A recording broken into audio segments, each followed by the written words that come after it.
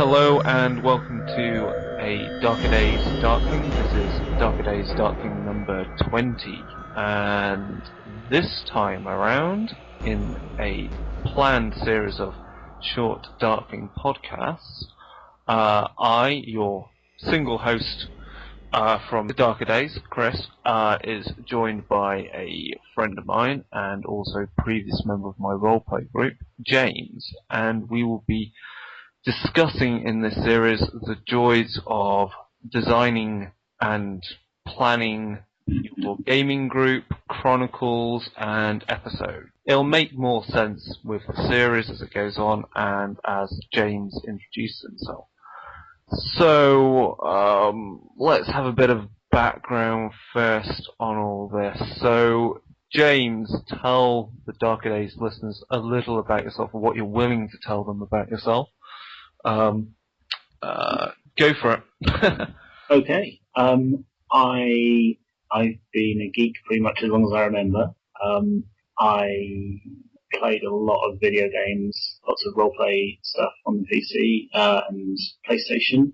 And when my first introduction with pen and paper role playing, I was actually on holiday, and I made friends with a guy who was he was a bit older than me, and he was obviously bored out of his mind. So he basically ran a Star Wars themed pen and paper roleplay on a jotter pad. And since then, that kind of piqued my interest for it. So I tried to get involved as much as I can. I've played some really good games of World of Darkness. I started with Mage, the first one. What, revised edition? More than likely revised, I would guess. It was a long while back. Yeah. My storyteller had a few tweaks and things to experience points, but it was a really good game, and I really enjoyed getting into the system and learning how it played.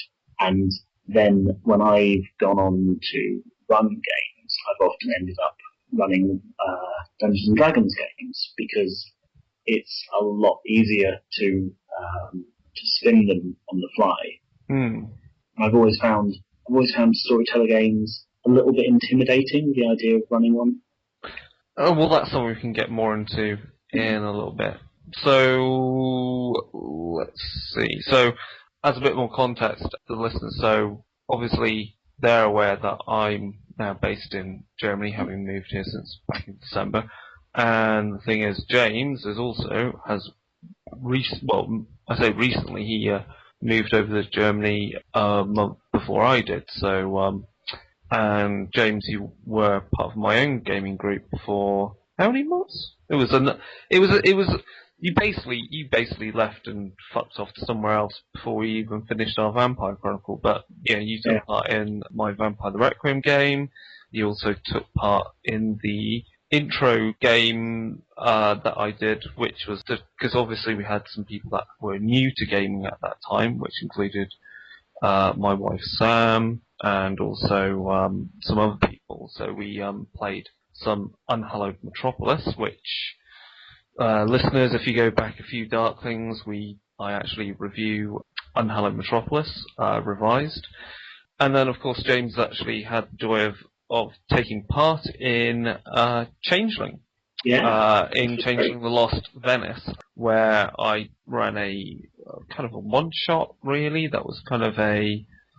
it was just an extra story that I created to kind of bookend the Chronicle I ran, and so James, you kind of cameoed in it as a Changeling tailor. A Changeling tailor.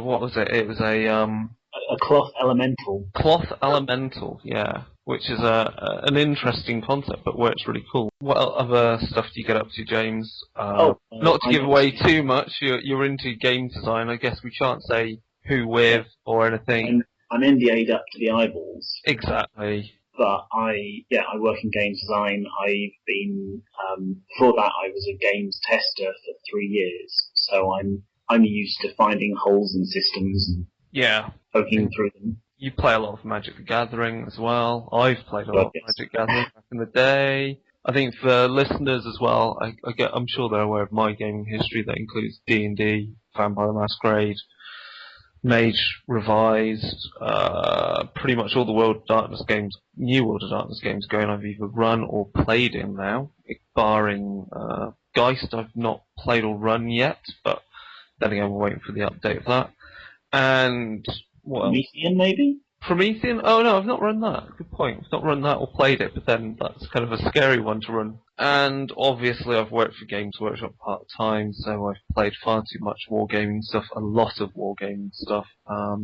And yeah, so I'm pretty much into gaming on that side of things. So, is there anything else we should say before we carry on with the main bulk of this? We'll cover it in the main show, which I'm sure Mike and I will be recording in the next few weeks. But of course, there's lots of World of Darkness MMO news out there, and we've had some nice stuff in the mailbag, so I'll cover that all in the main show. So let's do the really cool stuff now, which is Chronicle design.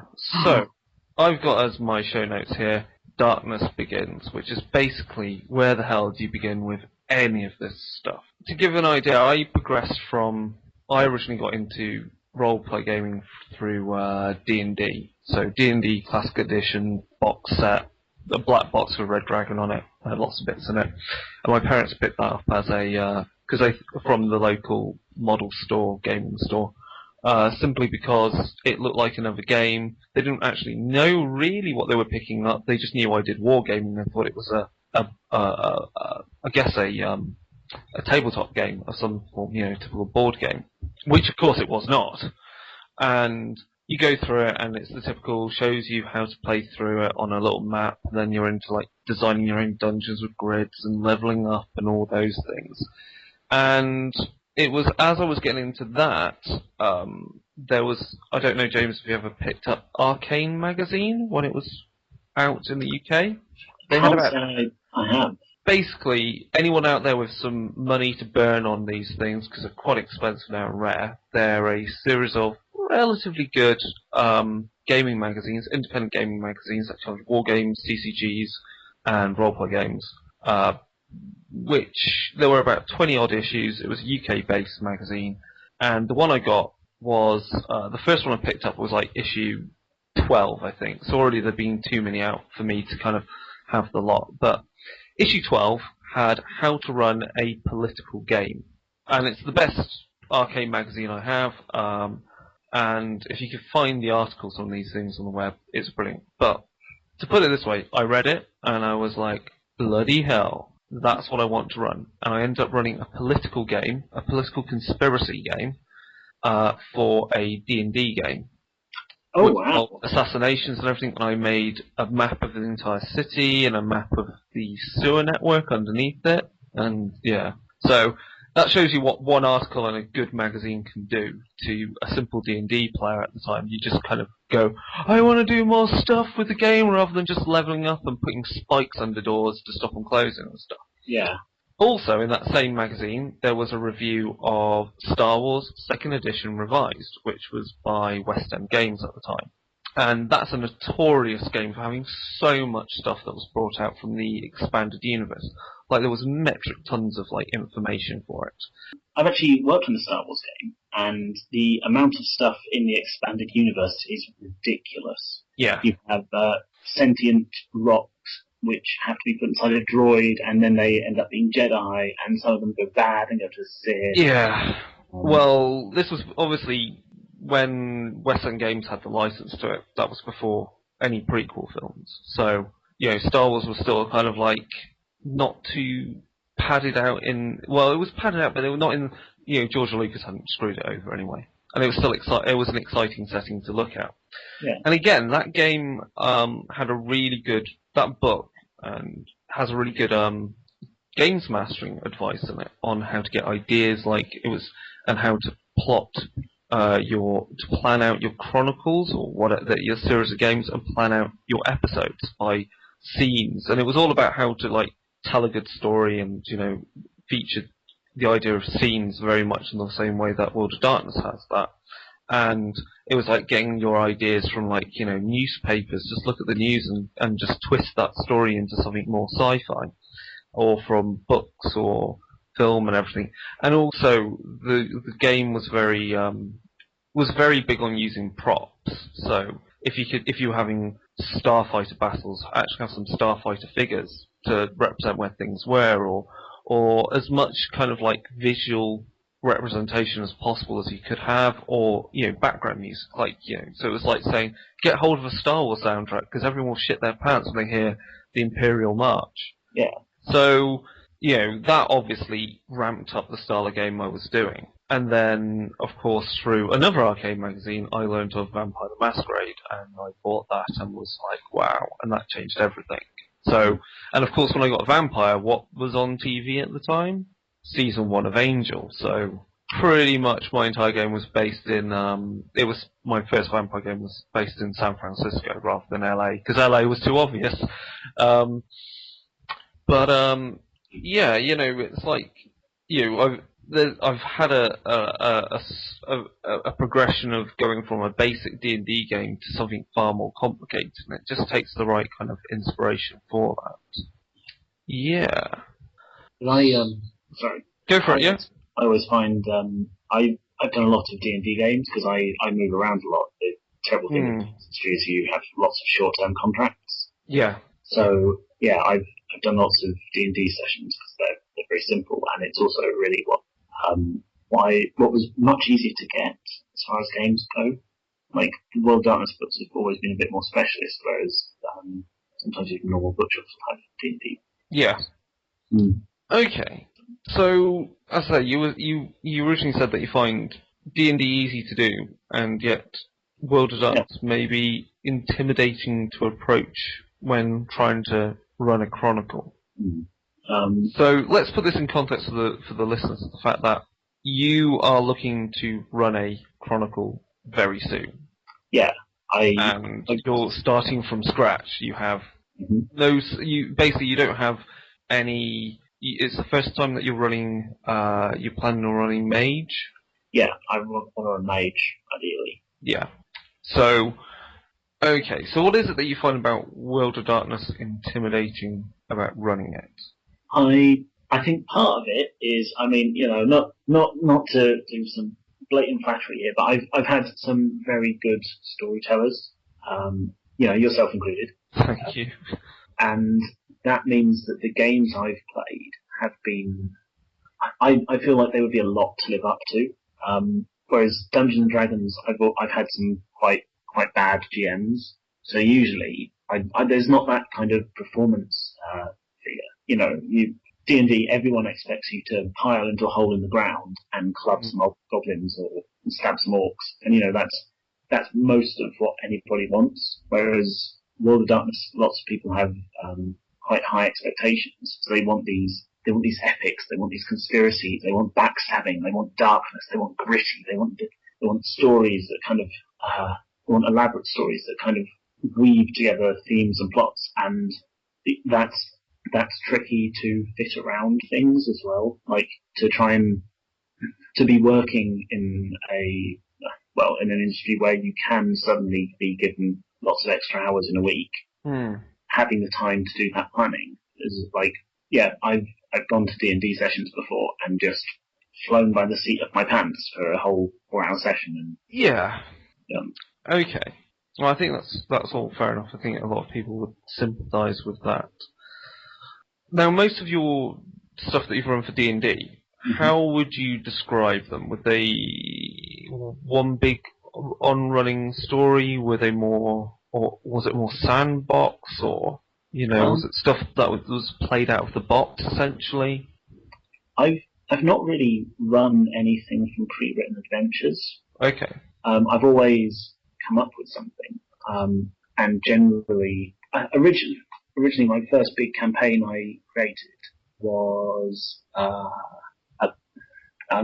it sounds kind of twee now, but it was a plane where the balance of good and evil had gone completely skew with, and evil had been exiled. So they were evil characters coming to try and right the wrong in a very evil way. They managed to slip through, and people weren't really expecting them.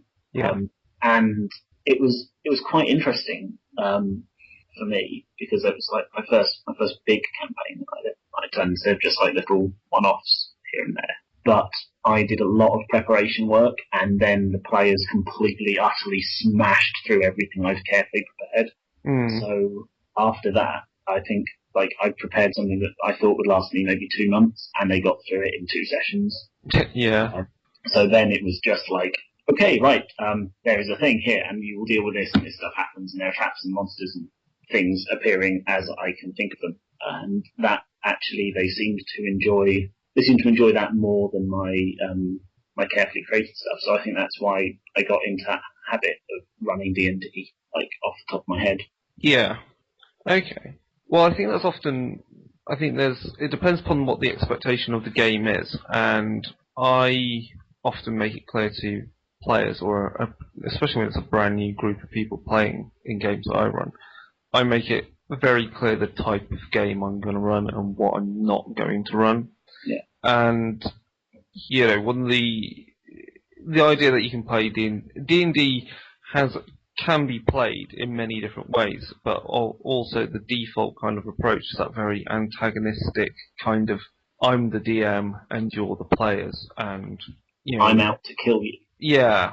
Rather than the idea of we're out to tell a good story, whether all the characters survive or not is a question of appropriate drama within the story, not about whether I'm beating you or you're beating me. Yeah, I've been in a lot of D&D campaigns where the DM is specifically out to rack up a kill count. And yeah, again, I've even berated a person for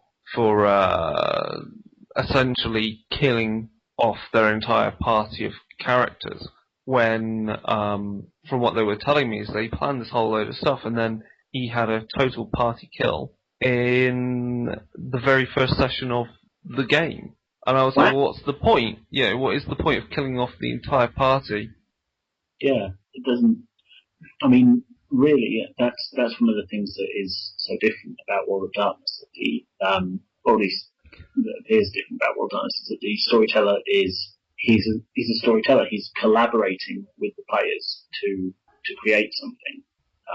If your players do something stupid, then they can create an absolute mess and get themselves into all kinds of trouble. But you're trying to make something interesting for everyone to just slap people down.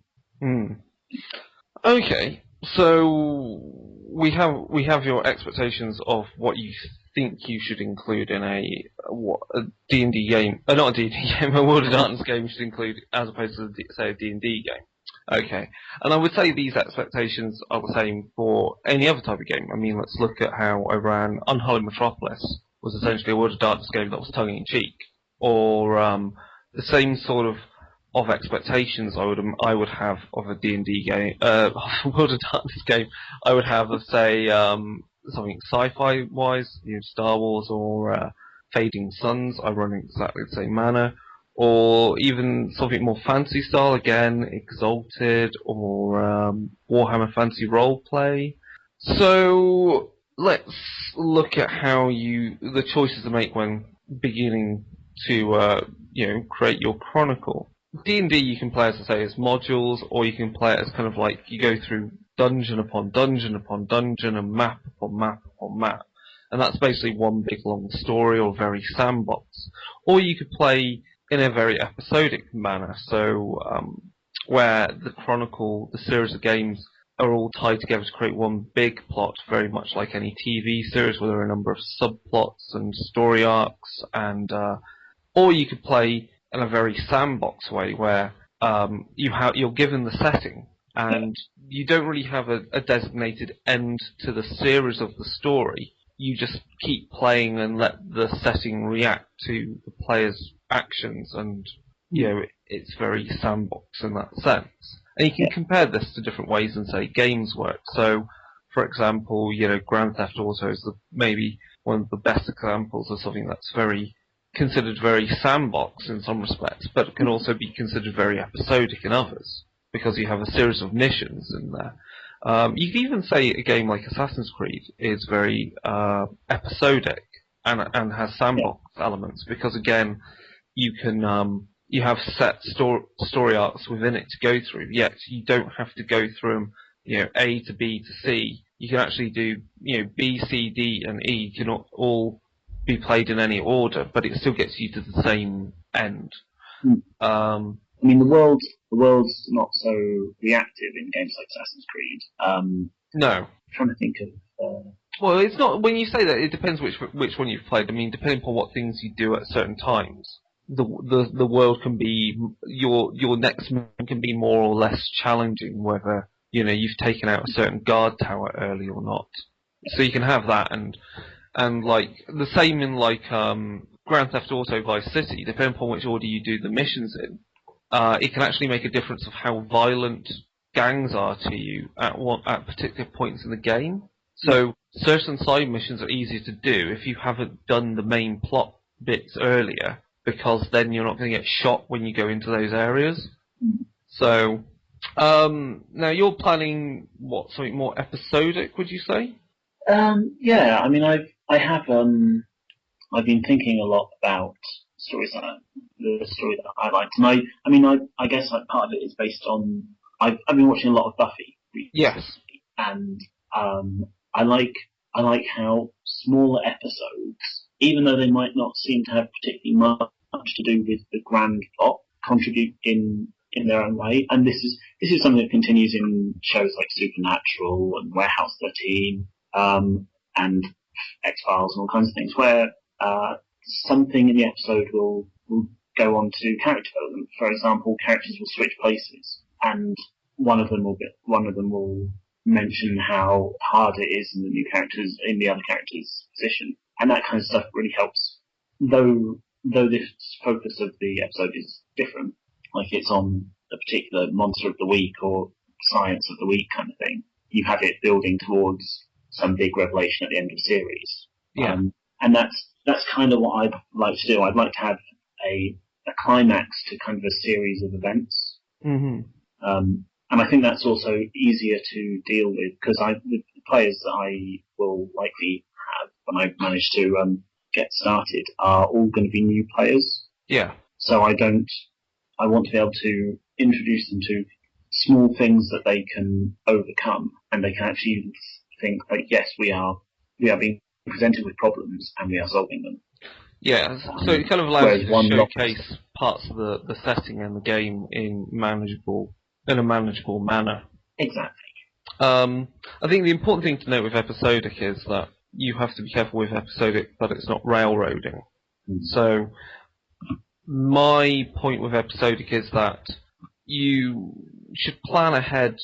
Well, I mean, of course, we'll talk about planning in another show, but when you plan ahead, when you plan out an episode, you're trying to resolve certain plot arcs or move certain plot arcs forward, but that doesn't mean that you're railroading the players into taking certain actions without any kind of choices there. And this all ties into the idea of essentially how you run the setting and getting a setting to feel like it's reactive and proactive, so that the player's actions have consequences. And the classic thing with this is that you should really have the opportunity when you start building up multiple plot lines in your chronicle, in your episodes. So you've got like a main arc and maybe a secondary arc and then a few character subplots. That when you look at these plots, that the players can be. What you're hoping is that maybe that the players can be inadvertently forced into a scenario where they have to choose between whether they act upon one line or act upon another, and it means that they have to take a choice on whether they think one thing's more important than another thing. Yeah. And even if they therefore don't interact with a certain plot line, that plot line still progresses. It's just that they haven't acted upon it. And so this is something that I've spoken about with another person that's played in David, who's played in my Exalted stuff. He asked me once, well, why do you plan out so much stuff if it's not going to occur in an episode or ever? And the whole idea for me is we came to realization, and we talked about this on a blog post that's up. I think I copied it over to the Dark Days Posterous account. And it's the idea of the null hypothesis that I set up episodic chronicles in a way that it's the idea that all these events will occur if the players did not interact with the plot whatsoever. And so I'm constantly, as the chronicle goes on, you're constantly updating when things should occur, or even if they can occur, to represent the fact that the players are perturbing the course of events and NPCs are reacting to the player actions. And of course you can have that for Sandbox quite happily, or one long story. The difference is really how you're showcasing the story, and I think episodic is better because I prefer episodic anyway, because you can really focus the limelight on a player or two per episode, or an episode can really focus on a certain theme. Yeah, and I guess that helps bring players to develop their characters. If you have something, for example, the Changeling game that I played in, there was quite a focus on dreams. Yeah. So everyone had a section where they were dreaming, and that really kind of showed me who some of the characters were. Because people would explain, what kind of place they were dreaming of, and like their fears in the dream, what they would be, and that was really interesting. And you get character development is always great because it makes the game, and it makes its own kind of gameplay as well. I mean, that's the key thing you've said there. It's about character development, and in particular when you're getting a chronicle started, and again we'll cover this in a further show, but is ensuring that players are aware that the game, there's only so much that the storyteller should be bringing to the table. I always feel like I'm bringing the setting, and I'm bringing the NPCs and the plot, and with the players I expect them to bring, fully fleshed out characters, because I need to feel that the characters are able to interact in the world. I don't want them just going, what's the mission? No, you're not on a quest, you're not on a mission, your character lives in this world. Things are happening, shit is there to be dealt with. It's not, there isn't a monster to kill. Yeah, you're not collecting 5 pig bladders. So, in summary, we have, of our 3 chronicle styles, we've spoken a lot now about, for almost half an hour, about Sandbox, and one long story, and episodic. And I think also the key point with episodic is to point out that when I say episodes, that's different to game session, because obviously for me, an episode can take place over one or more game sessions. It's just that you know where one episode ends because there is a certain degree of plot resolution. So, moving on from that, because obviously we've spoken about chronicles, the type of chronicle style, we're going to look now at inspiration for the setting and where to set the game. Okay, so let's start off with where to set the game, because again, this is something that you've considered a lot, something I consider a lot, and everyone, all the listeners to Dark Days are quite aware that I set my vampire game in Manchester, my Changeling game takes place in Venice, and that my future mage game and future werewolf game, when I get around to those, will also be set. Those two will be set in Manchester as well. Yeah. And that I have ideas that I'm looking at running Geist in the future at some point, maybe based in somewhere like Paris or Prague. But we'll get on to why Prague doesn't kind of make sense in a moment. Now, one of the things that always comes up with where to set a game is whether to use a real or made-up location. Now, there is a wonderful, wonderful book which will help with all of this. It's a Vampire the Requiem book, but it's completely valid for pretty much any New World of Darkness or Old World of Darkness game. It has a lot of tools in there to help you manage your setting. In particular, it is a city, and that book is Damnation City. It's a monstrous book filled with loads of discussion on how to make use of different elements within a city, how to how to describe your city to players, how it would influence them, and in return how they influence it. The other important thing in that book is that it gives a quick discussion of certain cities around the world, very brief descriptions, to try and just point out how cities are different around the world. And also, there is a example setting in that book. I think the actual setting is, I think it's called Newcastle, but it's a made up setting. It's a made up city. They give you an entire map for it, and pretty much all the information required to use that as the setting for your vampire game. Now, what's your view on it? And tell us about what you're thinking about for your own game. Well, I think there is. I mean, maybe as a games designer, there's certainly something handy about custom building your city because you can make sure it has exactly what you want. And yeah, there's this wonderful thing in one of the episodes of Buffy that I saw recently, surprise, surprise, where someone finds out that the monster they're after is in a graveyard, and one of the other characters is like, "Okay, sure, yeah, no, that's easy. You know, there'll be like what 1, 2 graveyards." And the other character mentions that actually there's like 13 graveyards in Sunnydale, which is a ridiculous amount, but for the setting, it makes sense because it's absolutely full of vampires. And that's one of the nice things about custom building your own city. No one can really second guess you, and you can make sure you have a variety of interesting locations.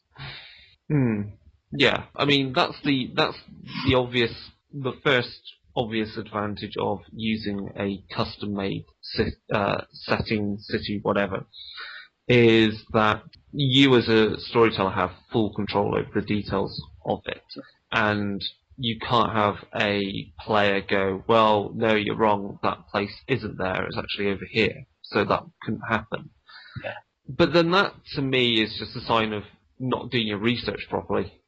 It does make things a little bit wishy-washy when you don't have anything particularly solid for the players to hold on to. They can't. I think somewhere that you've created generally doesn't have the same natural feel as a real city. Yeah. And I'm in Hamburg at the moment, and I've been looking at Hamburg just because I'm kind of interested, but also as a potential setting for my campaign. And I wasn't expecting there to be as much stuff as actually turned up when I was looking through like histories and things. Mm-hmm. And what I did found actually has worked. It's given me quite a few ideas for potential storylines or episodes, and I think that's something that a real city just gives you. There is a history. There is even just the feel of a city. You can understand what it looks like, what it feels like, and it's handy to have as mentally to relate to your players. Yeah, makes sense. No, that does make sense because I think when how Hollywood has affected Hollywood and kind of like mainstream TV and film has affected our view of our impressions of places when we go on holiday to these places because they're so prevalent in the kind of like in everyday knowledge. So when you say, so you're in New York, and immediately multiple images will flash to your mind of what New York looks like.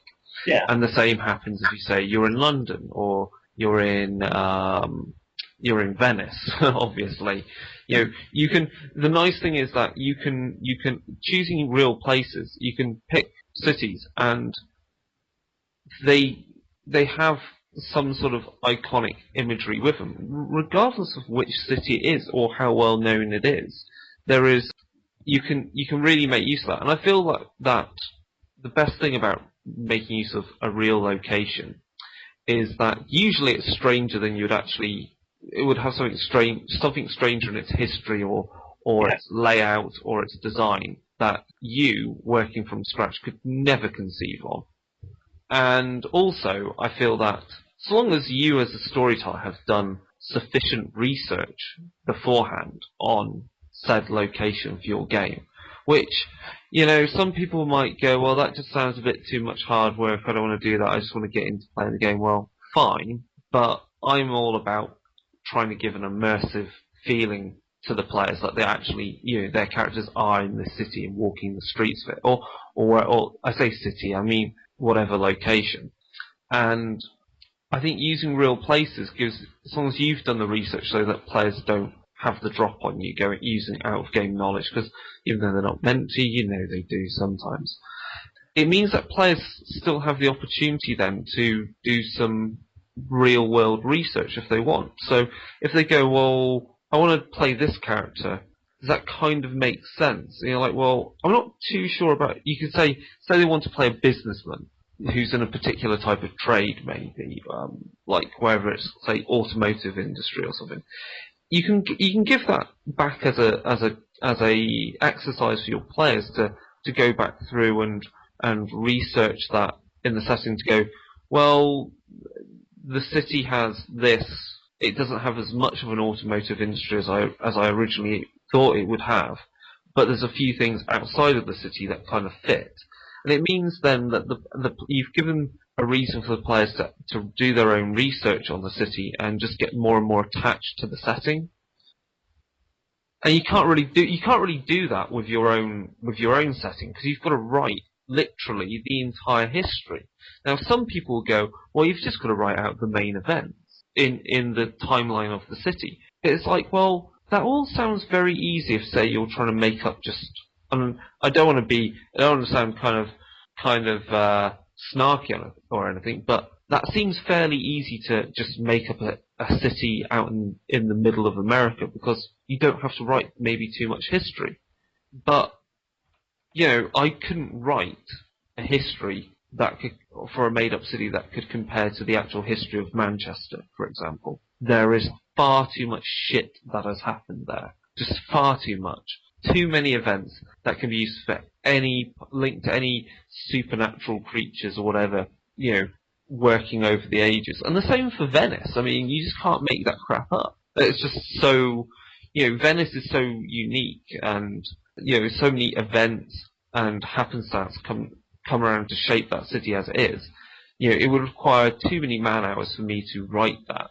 It's far easier for me to just do the research and work out what fits into my game, and which characters in its history, what events in its history are tied to certain supernatural factions, etc. Yeah. Like, I mean, I've found some stuff like that with Hamburg even. I thought there wasn't really going to be that much, and I've uncovered some very bizarre occurrences. And that's, I mean, I may be jumping the gun here with what the topics we're talking about, but like, it's been the things that I've found out while doing the research have actually inspired the direction of the campaign, or some of the ideas in the campaign that I really wanted to pursue.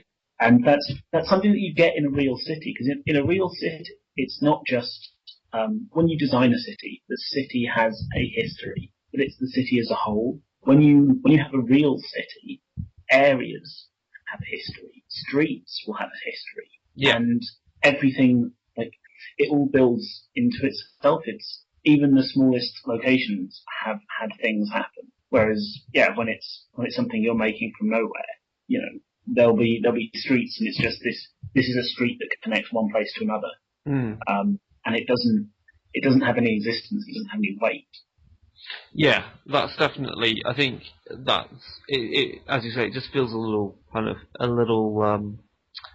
it lacks depth, and it doesn't really. I find it just doesn't help support the game as well. I mean, you're left on your own really when you need to add something new to the city. Whereas if you've sort of run out of a few ideas, or you're not too sure of what the next episode or story you want to run in that city is, it only takes you to read through, do a bit more research on something, and go, oh, I totally forgot about that event whenever that occurred. I could use that, in this, and suddenly you have a whole new plot line. Yeah. So I guess we're both of the mind that real is better than made up, or at least easier to work with to a certain degree. I mean, you've immediately got source material to build upon. The only work you then as a ST have to do is really choose how to weave your supernatural events through history. Obviously, it depends how far back in time you want to write events. I'm obviously the type of person that likes to go back as far as possible because I like there to be the feeling of the weight of ages upon events. Now, I've also written down here under where to set the game, what size of location, because of course, not all cities are the same size.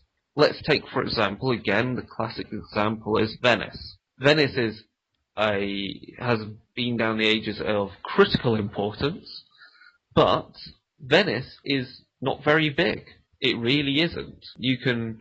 I would estimate it would take you the better part of it would take you the best part of 2 hours to walk from one side of Venice to the other.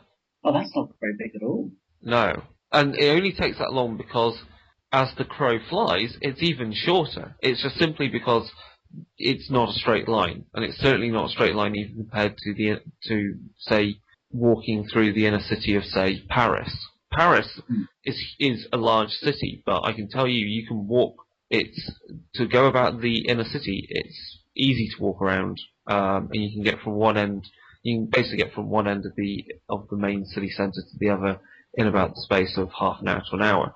But the difference then is obviously one city is more spread out, more populous. Another city is more densely packed together, maybe not as populous, but they still have importance. They still have history, and it's how you use them. So this is why I often always question when people always look at Venice, say, oh, it'd be a perfect location for vampires. And it's like, well, it's kind of tiny, and it's filled with tourists, so it has too many things. It's got too many opportunities where the masquerade would be quite easily broken. So, you've got these things that you can think about for when you choose a location. Consider its size and its infrastructure and its connections to places and how that would shape the population of whatever supernatural things are there.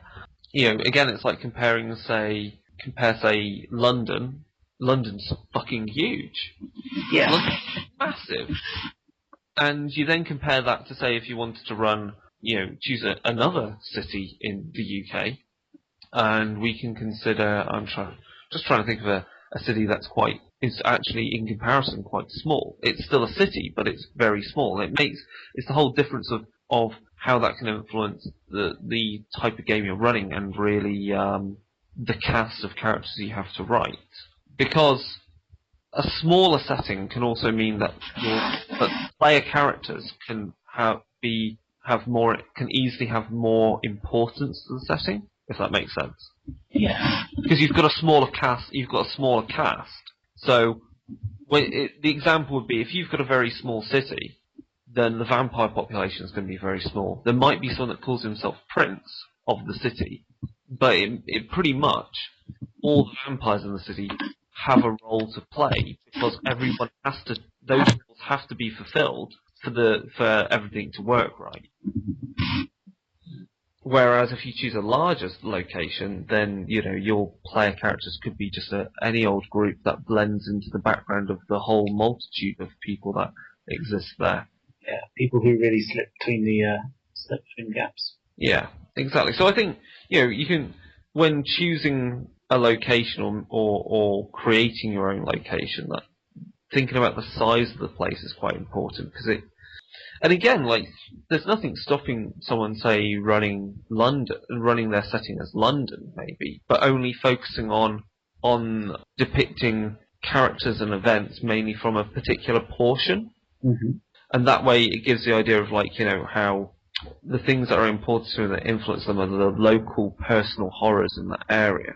And it really gives a sense of grandeur then. Like, if you go, well, your characters have their havens and everything in this one area of the city.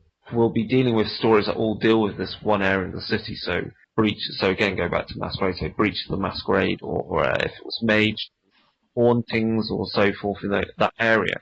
But then you could also introduce into the game like plot hooks and rumours that relate to the larger city as a whole, and it really gives you could then give the idea for the players a sense of how the things they're dealing with are really a small part of something that is a lot larger. And it means then you could almost run a Chronicle where you're kind of peeling away the layers, where the game starts off very small and very local, and then as the players increase in prominence, perhaps, or your plot at least increases in prominence, that you reveal more of the setting. So how big is Hamburg, would you say, in comparison to Manchester? Because obviously you've lived in Manchester for a time period, and I have as well. So how big's Hamburg in comparison? I think Hamburg, I think it might be bigger, but it doesn't feel bigger, if that makes any sense. Is that because it's one of the, again, is it, so if it's bigger, is it bigger in the sense that it's got a very large city centre that goes out into the suburbs?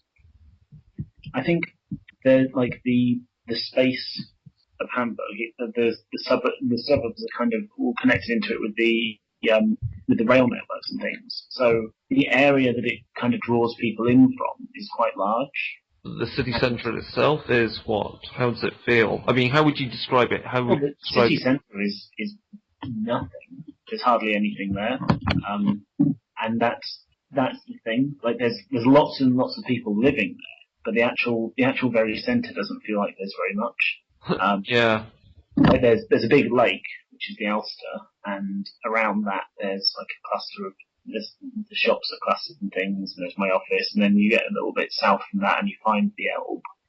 And then once you get past the Elbe, there's actually quite a large amount of there's like quite a large set of living spaces there, but there seems to be this general consensus that everything south of the river it just doesn't exist. There's nothing south of the river. But that's fantastic. Yeah. For World of Darkness, the fact that everyone has convinced themselves that nothing south of the river exists is amazing. And this is one of the things that really inspired me to try and push Mage, is the game that I ran, or that I will run even, because there's a lot of things with perception here. Like for me, coming from England, I'm not used to the amount of smoking that goes on here, but it is absolutely crazy the amount of people that smoke. You can step out into the fresh air and it smells of cigarettes. Yeah. Even on a windy day, and the cigarettes smell very strong, and that's just to me it's very strange. But to everyone who's lived here in Hamburg, it's nothing. Okay. Because I understand what you're saying about Hamburg, because Berlin I found quite striking, because I've recently been to Berlin, and it's hard to put into words as a city. It's very difficult to. It's such a strange. It's got a very strange feel to it, because it feels so very open, yet it has quite huge buildings when it wants to in places, and has a lot of open space. And obviously, that's the weight of ages on you when you consider what events have occurred in history. And I would say Berlin reminded me a lot of places like Manchester to begin with. New York, it has that kind of feel to it. Certain buildings are old enough to give you to be more reminiscent of things from London. And then you've got hideous concrete monstrosities that date from the Soviet period. So it's an interesting city. It's a city I would love to run a game set there, but I don't think, and this is something that's quite important when considering where to set your games, is do it justice. And when I say do it justice, it's not just to do a shoddy, just to not do your research, but also do your research in such a way that you're also being fair to the place. Because I personally, knowing that I will be gaming with people that live over here, I wouldn't feel comfortable running a game set in Berlin, quite simply because I don't know how to approach the content of the city's history. Simply because I want to be respectful, because I want to acknowledge what's happened, but also I don't want to be disrespectful and lay it on too thick. And this is something, if people really want to look at a good example of where White Wolf has tackled this issue, book for Wraith, so we're talking classic World of Darkness here, called Charnel Houses of Europe. It's under the Black Dogs imprint, and I think it's basically, I've personally not read it, but I know of its existence, and I think I've flipped through it, but it discusses the events around the world wars, and how people have died, a lot of people died, and there are obviously ghosts and wraiths, and you want to deal with those type of stories in a respectful manner. So be respectful when you use a real location, of course, be respectful of what things may have happened in its history, and don't use derogatory stereotypes of its history. Another option, of course, for your setting that we haven't spoken about here, James, is the road trip. Is a classic example. My personal favourite idea for running Promethean, a road trip across Europe. So think the Winchester brothers, but across Europe. And it means each episode they could feasibly in a different country, different social etiquette problems, different language problems, all those things. It would be perfect, and it really fits in with Promethean, but I think could be perfect really for any game whatsoever. It'd be amazing to run a road trip type story. I mean, it's obviously maybe a bit harder for something like Vampire, but at least it's not completely unfeasible for Vampire if you do a road trip, because of course then you've got the whole you're always playing up with that racing to find somewhere before sunrise, and a road trip is also quite a great game, quite a great way of running a chronicle, because I've played in a Vampire the Dark Ages chronicle where literally the troop of vampires was moving across Europe, and they went to Venice, they went to England, they went to I think they went to the island of Santorini, which is in Greece, which is an old volcano, and they also went to Jerusalem, because we played through so many of the supplements. And so a road trip is brilliant to showcase different paranormal entities from around the world, and history and culture. So yeah, I think that really covers it, doesn't it? About locations and things to choose and things to consider, and just to do your research, really. Yeah. I was just going to say on the topic of road trips, another nice thing about them is that you can, if you're road tripping, you can have places based on, you can have real places, but you can also have fictional, and that's quite a nice way to get the best of both worlds. You can go to a real city and have experience of history, but you could also maybe turn up at Innsmouth, for example. Yeah. Or Goatwood, if you want to go for the UK kind of Cthulhu location, yeah. Yeah, exactly, that's true.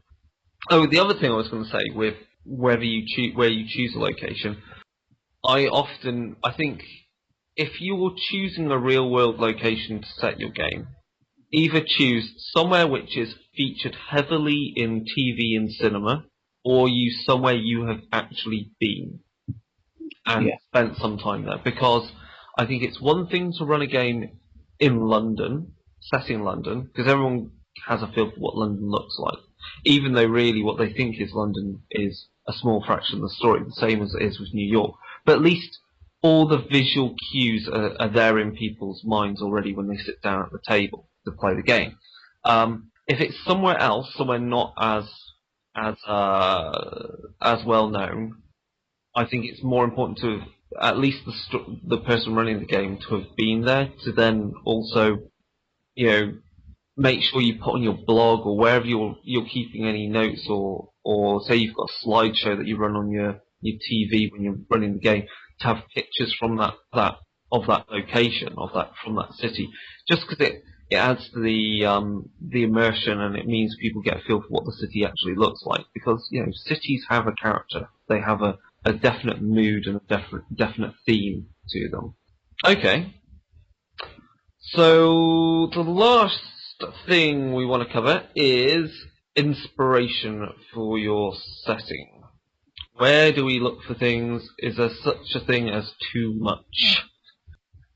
Okay, I think we'll address the last thing first. Is there such a thing as too much for your setting? I think what I meant by that when I wrote down in my show notes here is don't feel like you have to put everything in. Yeah, no, that makes sense. If you try and cram in vampires and werewolves and geists and all that into every location you arrive at, it's going to be too much. Yeah. If you turn up in a little village with 30 people and then there's a thriving vampire population, it just doesn't work. Also, I think it's important to consider what rules and what parts of just even one of the game lines you're wanting to implement. So again, like for example, what we said about Changeling, the dream mechanics in Changeling, there is a lot there to use, and some of these books are really really big, and there's a lot of rules in there to use that you could make use of. And there's a lot of setting material that you can make use of, but it doesn't mean you have to put it all in the game. You don't have to, like, say for Mage, have the game deal with all of the Pentacle Orders, and then all of the Seers of the Throne, and then the Apostates, and then all the Mad, and then Abyssal entities, and Spirits, and Ghosts, and then all other paranormal things. It's just like, feel like you can set a limit on what you should be considering putting into your game to begin with, and then if you feel you have exhausted or showcased them enough, you can introduce more stuff later as you feel more comfortable. And when you showcase things, you don't have to do it full blown way, like you go, well, we're playing a game of Mage, but this is a vampire, so now I'm going to basically bring in the entire Requiem setting. It's like, no, you don't. You can definitely draw nice, clear borders between things, and you can just introduce things in such a way that you add a little bit of mystery back into your game every so often, so that it always keeps it quite fresh. So, for example, I've introduced in Changeling the characters not realise that they were up against a Promethean. Because they just didn't know. They just thought its powers are a bit weird. I'm scared of it. Kill it. So I mean, you're mostly thinking about this quite a lot because you're considering this for your Mage game. Then, so you've got. Am I right in thinking you have a definite in mind some what content from the main book you want to use and that you're not going to use? My inspiration has mostly been from a story perspective, like where I'm going to go with where I want to go with plots and things, and what kind of elements I want to highlight with people. So I'm still at a very early stage with reading through books. Yeah.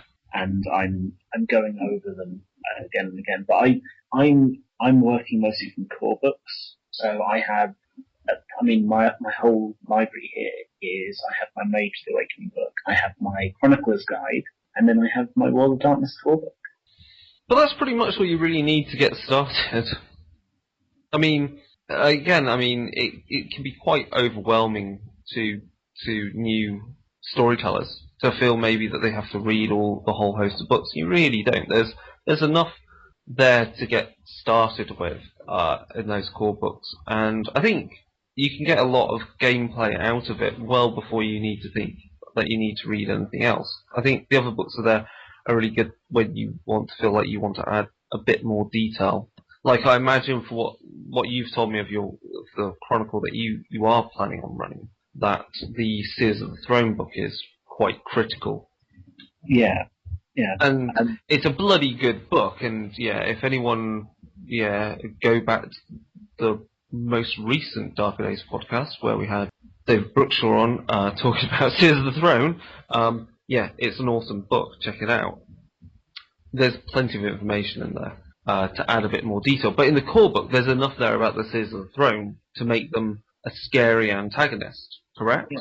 I think the important thing here is that if you're getting into a Chronicle, and especially if you're just starting out, you don't have to have read all of the setting books. Just there's enough in a core to get you going, and you don't need to include multitudes of different paranormal creatures. I mean, if you really want to have different paranormal creatures, please just go back to the core book and make use of the ghost/spirit rules, and you can create many different monstrosities out of those before you even have to look at including things from different splats. Yeah, and if you really want to have some more solid rules or something, there's always books like Antagonists, because that has plenty of different rules and has make your own zombie rules in it. What's another good book that has different weird things in there?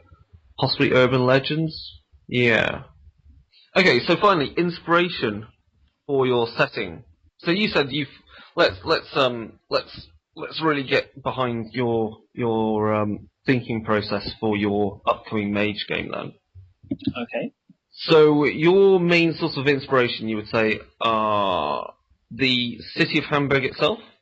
Yeah, yeah. Hamburg's actually given me a lot to think about, and I've gone around. I've had a look at some museums, and they've really highlighted some bizarre stuff, and it gets you thinking. But then there's also I've also had I've also been inspired by different just different locations and the changes in there's an artistic quarter which has basically been it's been taken over by people who it was cheap, all the artists lived there, then it became very popular because it's a cultural quarter and all the money moved there, so the artists can't live there anymore. So a bit like the situation in Berlin right now as well, because that's happening with East Berlin.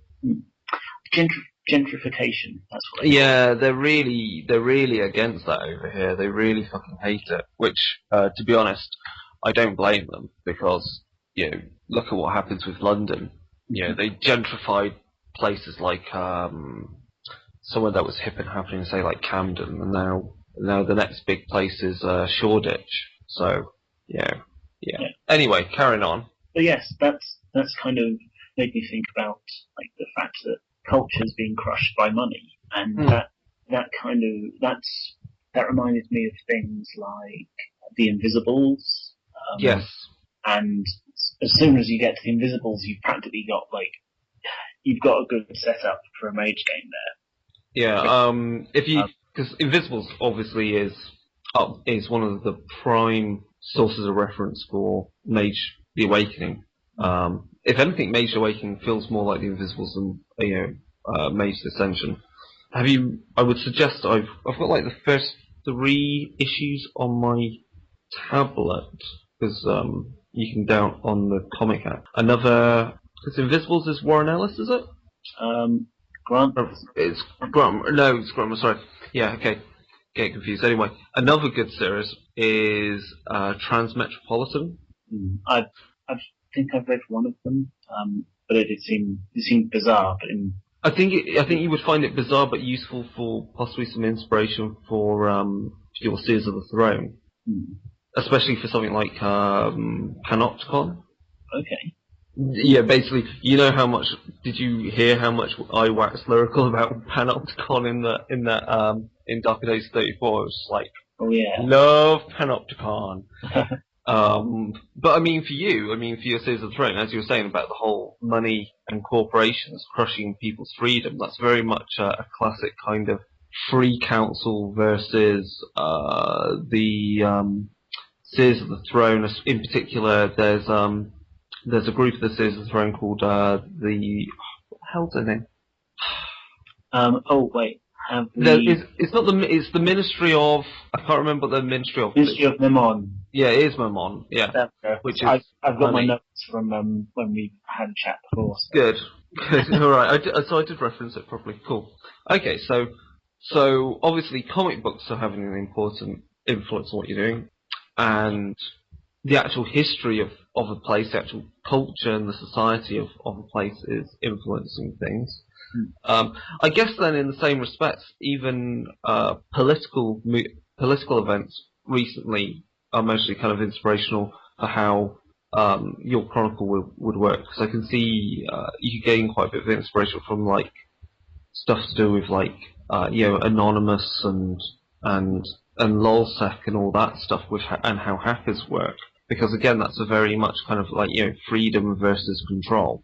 Yeah, and I mean, it's a big debate, but I personally thought the way that some of the lolsec and the anonymous stuff went was more harmful than the control that they were railing against. Well, it gets even more complicated when you consider that recently, wasn't it possibly, it's real that possibly some of the people behind these organisations or involved in these organisations were actually, kind of like double agents, so they were actually working for, like, CIA or FBI, which of course is brilliant conspiracy type inspiration, because you have to look at, again, if you look at Mage, you've got one group which is all about mysteries and conspiracies, which is the Guardians of the Veil, and then you've got another group who are all about conspiracies and mysteries and control, the Seers of the Throne, and they're literally involved in a shadow conspiracy war with each other where they've got double agents, triple agents, whatever the hell's going on.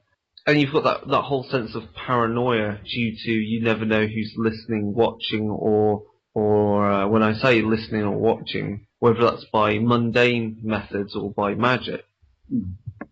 Yeah, and it's a creepy position to be in.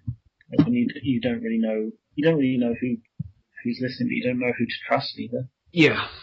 And that was a big component of the Mage games that I used to play in.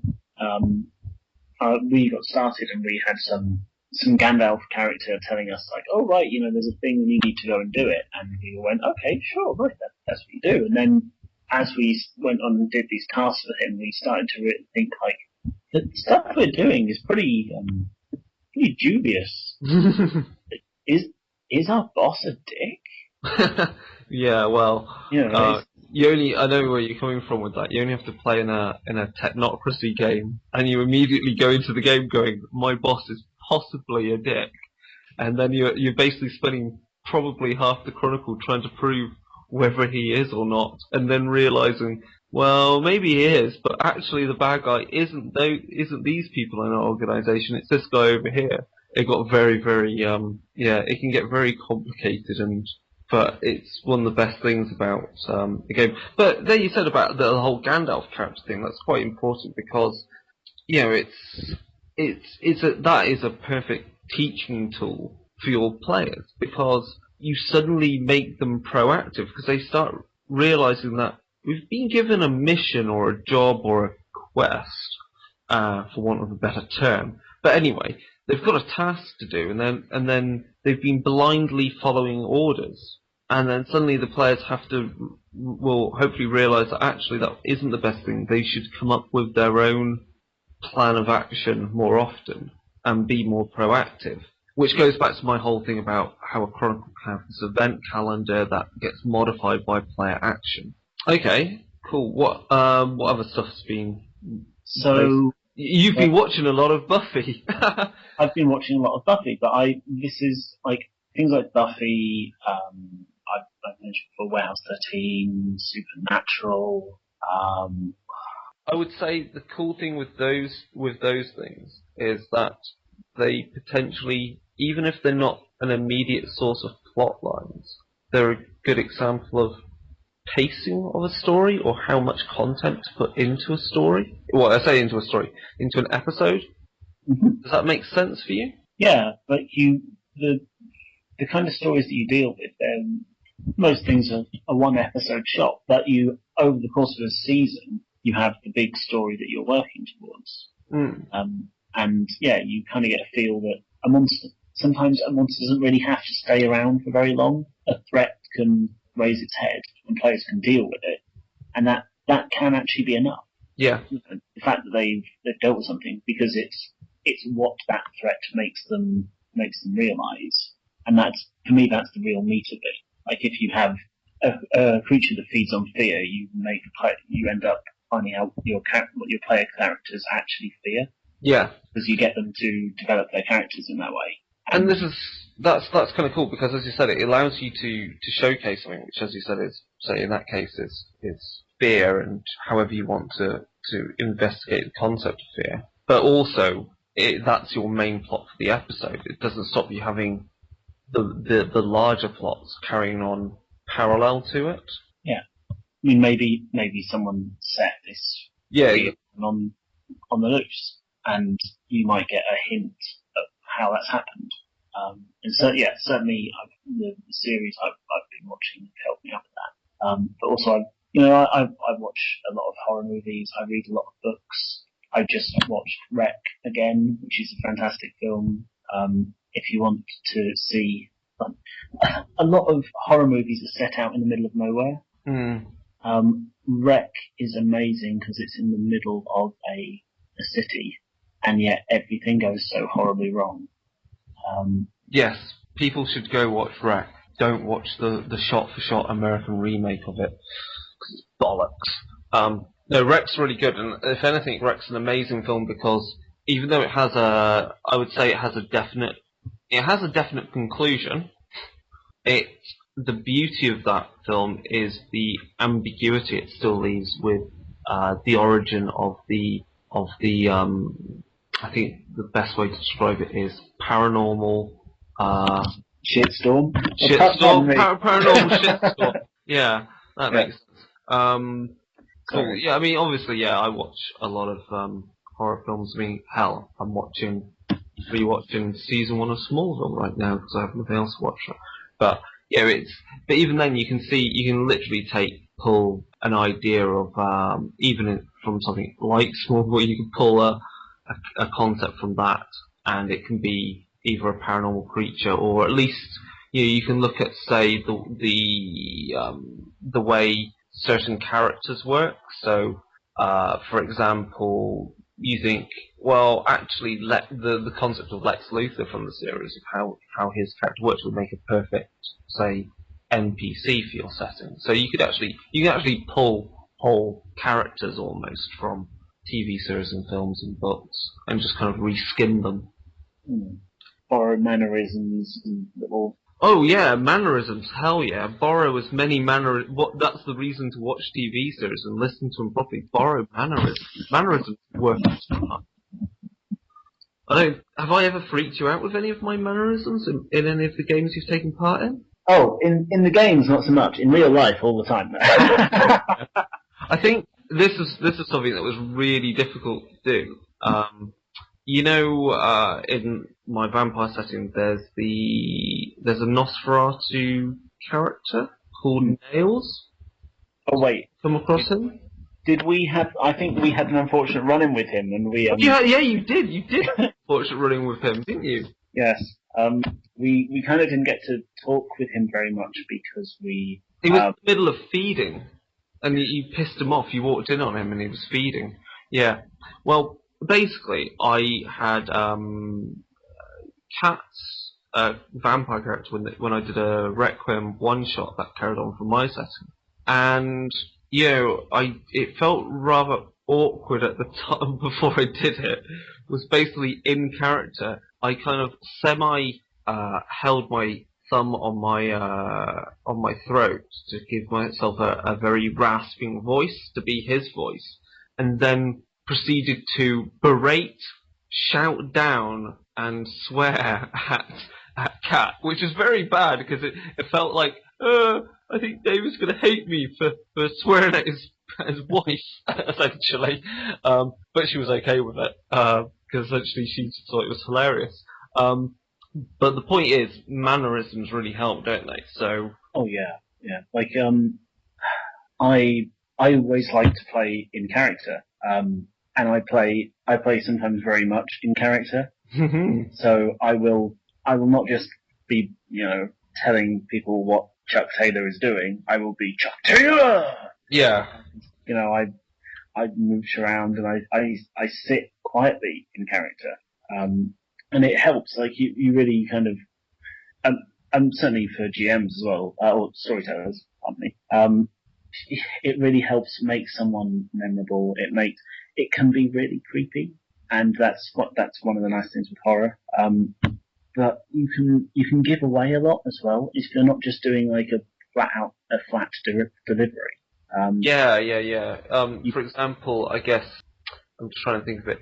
If you know what the mannerisms are, and obviously if you're playing those mannerisms the same each time, it means then that you can actually give the players visual or audible cues when there is something wrong with that NPC. Yeah. Like we had, I think one of the characters in the vampire setting was they're always very cool and calm, but we had some information on them and they knew it and they knew we had information, but we didn't realize it was on them, I think. And they were very Yeah. with us. And that made us consider the actual information we had, and that maybe it wasn't just, or that we actually had an idea of who it was. Yeah. And that's really cool that you can. I mean, you don't have to roll any bloody dice even then, do you? You don't have to do anything complicated. You can just play it out. I mean, obviously it relies on players.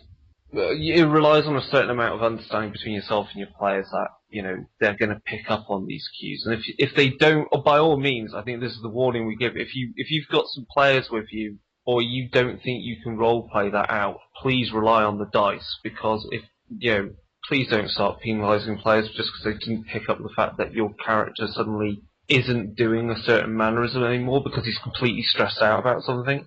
That's shit. It's a nice thing to augment the experience. I'm trying to think of anything else that inspires me. I play a lot of video games. Of course. Yeah, in the games industry, I do play a lot of games, and even games design. My job has helped me a lot with experiences that you start to gauge things like player retention and things like that. You think, how am I going to make sure that the players are actually enjoying themselves? How do I make sure that the very first instance of this game is going to give them an idea of how this whole thing is going to pan out? Mm. And that's something that I have experience of from working with game tutorials, but it's still handy to know, it's still handy to apply to pen and paper role playing, because when you have new gamers, I've encountered a lot of people who are a little bit reticent about actually playing. They still have the view that, it's only really nerdy geeks play role-play games. And then you show them that actually, it's good fun. Mm. They don't have to be all wearing their pocket protectors. And, yeah. I can't really say much more on inspiration. I would just say, pretty much everything out there can inspire you in some way. And and of course, don't limit yourself just to say one set of books. Again, Dark Days is totally all about taking classic World of Darkness and New World of Darkness books and use them in either way, any combination, and it will work. So I think that pretty much wraps everything up for this Darkness Begins. I hope it gives people an idea on the way that I run Chronicles and how and things I consider when I start setting up a game, and gives people an idea of what steps you're taking, James, in setting up your own game, considering it's your first World of Darkness Chronicle that you'll be running. So next time in this series, we'll be looking in some of these things in more detail, which is Chronicle Outline.